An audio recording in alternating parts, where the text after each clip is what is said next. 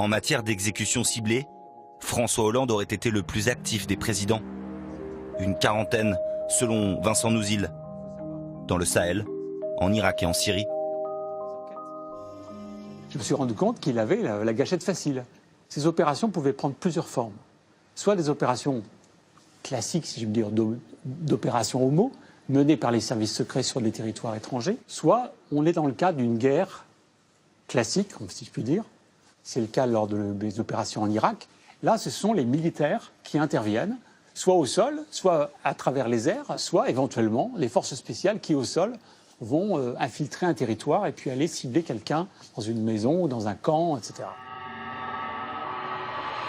Selon le journaliste, sous François Hollande, la France va même changer de braquet.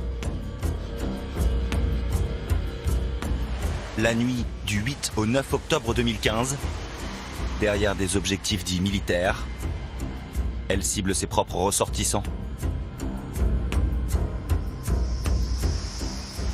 La France a frappé en Syrie cette nuit.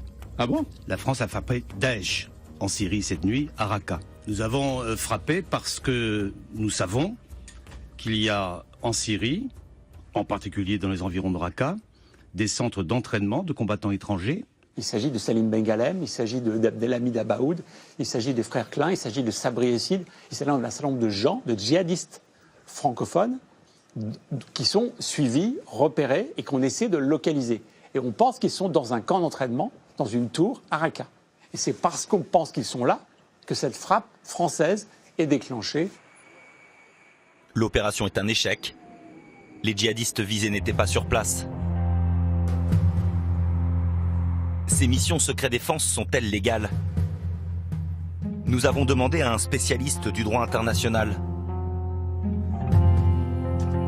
Pour Patrick Baudouin, nous sommes sur une zone grise. La France a le droit d'exécuter, à condition de cibler des combattants contre lesquels elle est en guerre.